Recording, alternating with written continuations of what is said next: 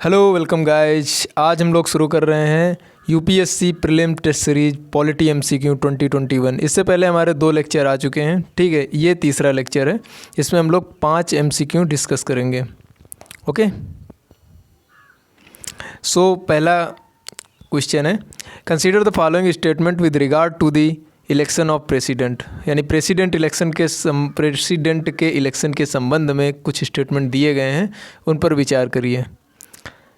पहला स्टेटमेंट है, the voting in the election of the president is done by open ballot. Okay, तो पहला statement है कि जो प्रेसिडेंट का जो इलेक्शन है उसको ओपन बैलेट के द्वारा किया जाता है, ठीक है, ओपन बैलेट। ओके, दूसरा स्टेटमेंट है, the election of the president is held according to the principle of first past the post system. यानी कि जो प्रेसिडेंट का इलेक्शन है वो किसके अनुसार किया जाता है, किस प्रिंसिपल्स के अनुसार? तो प्रिंसिपल है first past the post system, ठीक है। तीसरा जो स्टेटमेंट है, provisions of the NOTA are not applicable in the presidential election. यानी कि नोटा का जो प्रावधान है वो एप्लीकेबल नहीं है प्रेसिडेंशियल इलेक्शन में, ठीक है। तो देखिए पहला जो इलेक्शन है उसमें पहला क्या बोल दिए, पहला जो स्टेटमेंट है उसको पहले आप तीनों स्टेटमेंट देख लीजिए और उसमें आप सही टिक कर लीजिए। ओके, आई थिंक आपने सही टिक कर लिया होगा। सो ऑप्शंस आप देख रहे हैं नीचे ABCD। ओके, सो पहला जो स्टेटमेंट है उसमें ओपन बैलेट दिया गया है, ठीक है। तो ये ओपन बैलेट नहीं होगा, यहाँ पर ये सीक्रेट बैलेट होगा, सीक्रेट बैलेट। ओके, तो पहला वाला गलत है। ओके, तो पहला वाला गलत है, तो आप देख लीजिए इसमें तीनों ऑप्शन में ये गलत हो जाएगा, ये सही, ये इसमें है ही नहीं, तो ये C वाला भी, इसमें भी ये भी गलत हो जाएगा, एक है ये भी गलत हो जाएगा, ठीक है। तो बचा कौन सा? B, यानी कि B ऑप्शन सही है। ओके, तो B ऑप्शन सही है। चलिए देखते हैं आगे। ये एक्सप्लेनेशन दिया गया है, ठीक है। एक्सप्लेनेशन में ये दिया गया है कि ये पढ़ लेना एक्सप्लेनेशन कि आर्टिकल 22 में कॉन्स्टिट्यूशन में प्रेसिडेंट ऑफ इंडिया होगा भारत में, ठीक है। और ये जो है as per the article 55 class 3 जो उसका है, ठीक है, उसमें क्या बोला गया कि of the constitution of India the election of the president, यानी जो प्रेसिडेंट का जो इलेक्शन है शैल बी हेल्ड, यानी होगा in accordance with the system of, किस सिस्टम के according? Proportional representation by means of single transferable vote, ठीक है। तो ये याद रखना।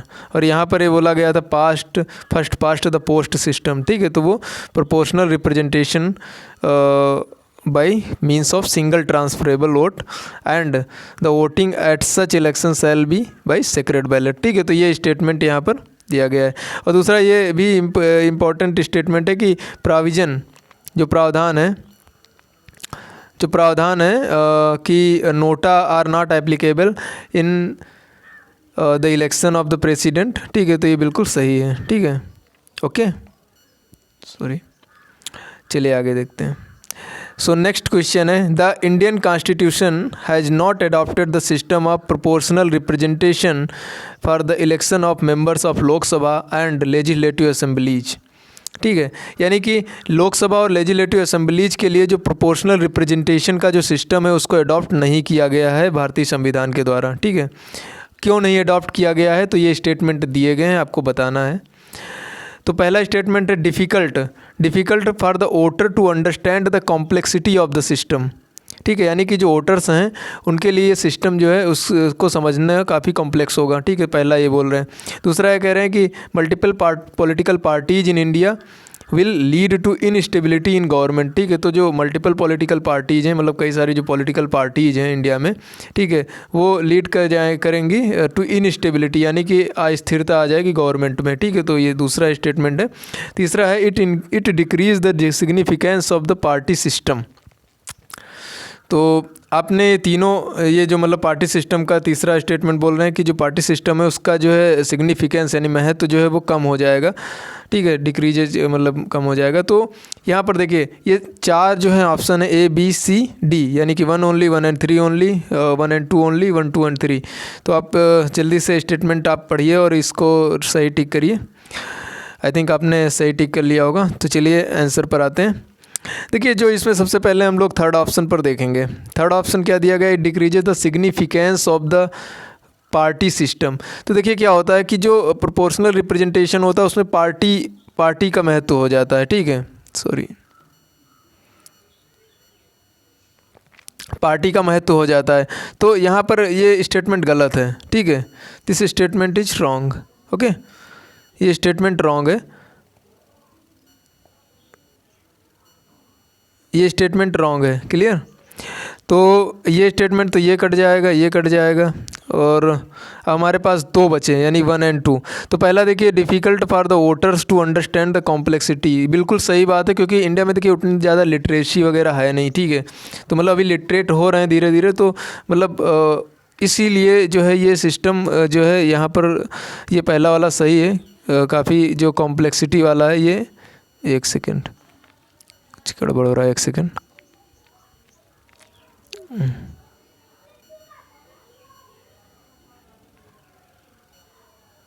ओके, तो ये वाला सही है,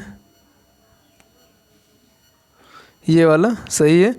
और ये जो दूसरा कह रहे हैं, multiple political parties in India will lead to instability in government, तो बिल्कुल सही बात है, कई सारी पॉलिटिकल पार्टीज होंगी तो उससे क्या होगा कि will lead to instability in government, ठीक है। तो ये बिल्कुल सही बात है, कई सारी पॉलिटिकल पार्टीज होंगी जिसकी वजह से क्या होगा कि इनस्टेबिलिटी आ जाएगी गवर्नमेंट में, ठीक है। तो ये भी बिल्कुल बात सही लिखी है, तो यानी कि 1 और 2 इज करेक्ट, क्लियर। तो चलिए नेक्स्ट।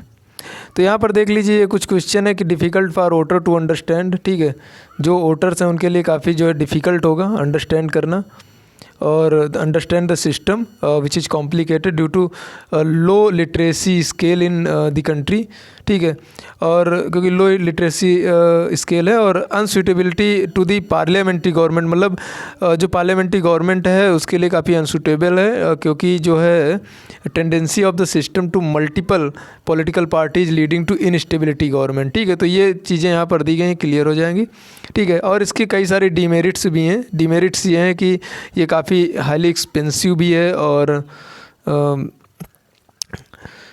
ठीक है, तो इसकी डीमेरिट्स ये हैं कि हाईली एक्सपेंसिव है, it does not give any scope for organizing by elections, ठीक है। तो मतलब बाई इलेक्शंस जो होते हैं ना, जैसे जो छोटे छोटे इलेक्शंस होते रहते हैं, जैसे कोई कहीं पर 1-2 विधायक के लिए जो इलेक्शन होते हैं ना, जैसे, तो उस तरह के जो इलेक्शन है वो ऑर्गेनाइज करने में काफ़ी जो है इसमें जो है दिक्कत आएगी, क्योंकि it does not give any scope, इस तरह के इलेक्शन को कराने का कोई स्कोप यहाँ पर नहीं है।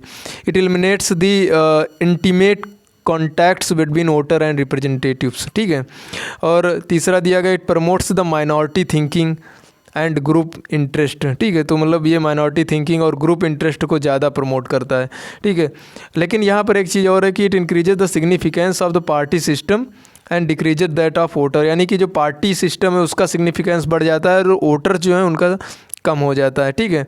तो इस तरह से ये है। चलिए अगले क्वेश्चन पर। तो देखिए जो अगला क्वेश्चन है, कंसीडर द फॉलोइंग, यानी इन पर विचार करना है, इनको विचार करना है। Power to give advice to the president, power to, पहला स्टेटमेंट है कि पावर टू गिव एडवाइस, यानी कि पावर है उसके पास प्रेसिडेंट को एडवाइस देने की। दूसरा है power to entertain public interest litigation from the individuals, ठीक है, यानी कि जो पब्लिक इंटरेस्ट लिटिगेशन है, ठीक है, उनको इंटरटेन करने की पावर है जो कि इंडिविजुअल्स से आते हैं, ठीक है। और पावर टू इंटरटेन रीट को इंटरटेन करने की पावर है, ठीक है। तो इसमें बोला गया तीनों हमने पढ़ दिया, तीनों स्टेटमेंट, ठीक है। एक तो स्टेटमेंट ये हो गई, ठीक है। तो पहला स्टेटमेंट है, और पहला स्टेटमेंट, दूसरा स्टेटमेंट, तीसरा स्टेटमेंट, तीनों पढ़े। अब इसमें बोला गया कि which of the following, which of the above powers is are conferred on Supreme Court, यानी कि इसमें कौन सी जो एबव पावर है सुप्रीम कोर्ट के पास तो है लेकिन हाई कोर्ट के पास अवेलेबल नहीं है। तो आपको बताना, अपने तीनों स्टेटमेंट पढ़ें, आपको सही आंसर करना है। तो पहला ऑप्शन है 2 और 3, दूसरा है यानी बी ऑप्शन है 1 ओनली, सी ऑप्शन है 1 और 3 ओनली, डी ऑप्शन है 1, 2 और 3। तो चलिए आप आंसर करिए, आई थिंक आपने आंसर कर लिया होगा। सो देखिए पहला क्या है, हाई कोर्ट के पास में कौन सी पावर नहीं है, ठीक है। Not available to. तो देखिए हमारे पास जैसे हमको पता है कि रिट की पावर दोनों के पास होती है। सुप्रीम कोर्ट के पास रिट की पावर जो है किसके तहत होती है, 32 के तहत, और इसके हाई कोर्ट के पास आर्टिकल 226 के तहत। क्लियर। और पब्लिक इंटरेस्ट लिटिगेशन भी दोनों जगह पर, हाई कोर्ट और सुप्रीम कोर्ट दोनों जगह सुने जा सकते हैं। ठीक है। पहला power to give advice to the president, ये पावर जो है किसके पास होती है, सुप्रीम कोर्ट के पास होती है। ठीक है। तो ये हाई कोर्ट के पास नहीं होती। इसका मतलब ये पहला वाले, देखो पहला अगर आपको पता होता तो आप ये तीनों काट देते। ठीक है। ये काट देते, ये काट देते, तो आपका ये पहला वाला सही हो जाता। ठीक है। 2 and 3 ओनली। क्लियर। चलिए ओके। सो ये पहला गलत है। ठीक है। ओके चलिए तो ये आप जो है, एक सेकेंड, आई थिंक कुछ कंफ्यूजिंग स्टेटमेंट मैंने दे दिया। एक सेकेंड। कह रहे हैं not available to the high court, high court को अवेलेबल नहीं है। ठीक है। Power to give advice to the president. Clear. एक सेकेंड। तो advisory jurisdiction of the supreme court under constitution 143 authorises the president to seek the opinion of the supreme court in case of any dispute arising out of any pre constitution treaty. ठीक है।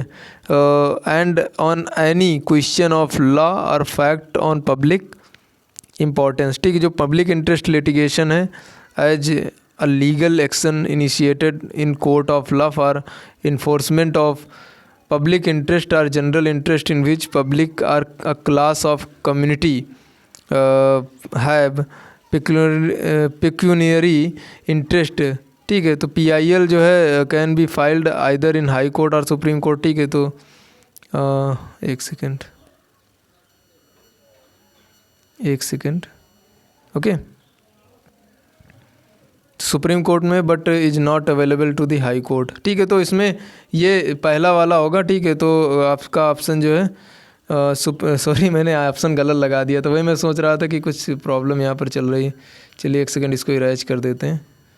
मैंने बताया सही था but इसका option थोड़ा सा मैंने इरेज कर देते हैं इसको। ठीक है। तो ये इरेज कर देते हैं, मैं दोबारा इसको क्लियर कर रहा हूँ। ठीक है। तो चलिए देखिए इसमें क्या है कि power to give advice to the president. ठीक है। तो प्रेसिडेंट को एडवाइस देने की जो ये पावर है, ठीक है, ये केवल और केवल सुप्रीम कोर्ट के पास है। ठीक है। तो इसमें इन्होंने कहा कि सुप्रीम कोर्ट के अवेलेबल, हाई कोर्ट के अवेलेबल नहीं है। तो ये दोनों जो है हाई कोर्ट को भी अवेलेबल हैं। ठीक है। ये सुप्रीम कोर्ट के अवेलेबल, तो बी वाला सही होगा। ठीक है। चलिए आगे, मैंने बताया सही था बट वो थोड़ा सा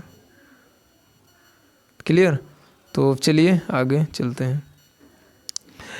21 नंबर क्वेश्चन में कह रहे हैं कि विद रेफरेंस टू अ जज of high court in India consider the following statement. A distinguished jurist can, मतलब देखिए हाई कोर्ट के जज के रेफरेंस में आपको बताना है कि इनमें से कौन से स्टेटमेंट जो हैं, ठीक है, वो करेक्ट हैं। ठीक है। मतलब स्टेटमेंट दिए गए हैं और ये ऑप्शन में करेक्ट आपको बताना है। पहला है a distinguished jurist can not be appointed as high court जज। क्लियर। जो डिस्टिंग्विश्ड ज्यूरिस्ट है can not be appointed as जज। ठीक है। Okay, can not be appointed as जज। क्लियर। दूसरा है to uphold judicial independence the constitution has fixed the tenure of high court जजेज। ठीक है। यानी कि जो जुडिशियल इंडिपेंडेंस को बनाए रखने के लिए क्या किया है कि कॉन्स्टिट्यूशन ने हाई कोर्ट के जो जज हैं उनका जो है टेनर, यानी कि उनका कार्यकाल फिक्स कर दिया है। ठीक है। तीसरा बोल रहे हैं ए जज subscribes to an oath or affirmation before the governor of the state. मतलब जो है गवर्नर ऑफ द स्टेट जो होता है उसके बिफोर जो है, मतलब उसके समक्ष जो है ये ओथ या अफर्मेशन जो है वो लेते हैं जज हाई कोर्ट के। ठीक है। चलिए तो ये ऑप्शन दिए गए हैं 2 only, 1 and 3 only, 1 and 2 only, 1, 2 and 3। आपको बताना है कौन सा ऑप्शन सही है। तो आई थिंक आपने बता दिया होगा। तो चलिए मैं सही आंसर को बताता हूँ। तो देखिए पहला जो है कि distinguished jurist can not be appointed as high court जज, बिल्कुल सही बात है, क्योंकि सुप्रीम कोर्ट के लिए तो ऐसी बातें हैं लेकिन हाई कोर्ट के लिए ये बात नहीं दी गई है। ठीक है।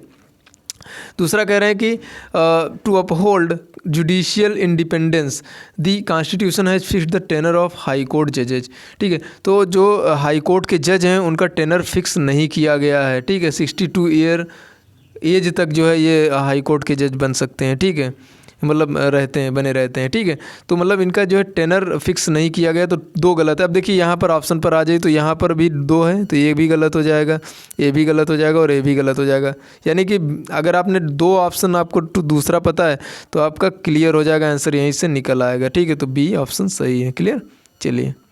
So this is the explanation. ठीक है, you can read this explanation. ठीक है, कि किसी भी पर्सन को अपॉइंट किया जाता है एज अ जज of high court should have the following qualification. कौन कौन सी भारत का नागरिक होना चाहिए? Should be a citizen of India, should have held a judicial office for, यानी जुडिशियल ऑफिस 10 साल तक इंडियन टेरिटरी में, मतलब territory of India, in the territory of India 10 साल तक जुडिशियल ऑफिस हेल्ड करना चाहिए, मतलब ग्रहण करना चाहिए। और उसके advocate for 10 years of a high Court. ठीक है, या फिर किसी हाई कोर्ट में सक्सेशन में, पहले इस हाई कोर्ट में फिर दूसरे हाई कोर्ट में, इस तरह से। और it is clear from the above statement that, अब ये देखिए ये 3 स्टेटमेंट आपको क्लियर हैं, तो इसका मतलब है कि जो हाई कोर्ट के जो मिनिमम एज की बात तो कहीं की नहीं गई है कि एज कितनी होनी चाहिए, मिनिमम एज, है ना, तो कहीं पर भी मिनिमम एज प्रेस्क्राइब नहीं किया गया है हाई कोर्ट के जज के अपॉइंटमेंट के लिए। ठीक है, दूसरा चीज़ ये है कि जो डिस्टिंग्विश्ड ज्यूरिस्ट की जो बात की गई है वो केवल सुप्रीम कोर्ट के लिए है। ठीक है, हाई कोर्ट के लिए नहीं है। ठीक है, अब दूसरा जो चीज़ें हैं कि 62 ईयर की एज अटेन करने तक ऑफिस होल्ड कर सकता है। ठीक है, और जब भी मान लो वो रिजिग्नेशन अपना दे सकता है। ठीक है, किसको देगा रिजिग्नेशन? प्रेसिडेंट को, राइटिंग में, by writing to the president, यानी प्रेसिडेंट को लिख कर अपना जो है रिजिग्नेशन वो दे सकता है। ठीक है, उसको जो है ऑफिस से रिमूव किया जा सकता है प्रेसिडेंट के द्वारा। अब प्रेसिडेंट कैसे उसको ऑफिस से रिमूव करेगा? रिकमेंडेशन किससे मांगी जाएंगी? पार्लियामेंट से, यानी पार्लियामेंट के रिकमेंडेशन पर वो रिमूव करेगा। ठीक है, तो ये सारी चीज़ें हैं, तो आप इसको जो है पढ़ लेना। ओके, तो चलिए नेक्स्ट। तो क्या है कि आखिरी जो क्वेश्चन है, 5th जो MCQ है हमारा, उसमें क्या है कि which of the following statement regarding the union cabinet committee, union cabinet committee के रिगार्डिंग कौन सा करेक्ट है? ठीक है, कौन सा करेक्ट है इसमें आपको बताना है। तो देखिए पहला ये बोला गया कि the decision made by them are binding on the cabinet. ठीक है, तो ये चीज़ें याद रखना। तो भाई देखिए, एक सेकेंड, ये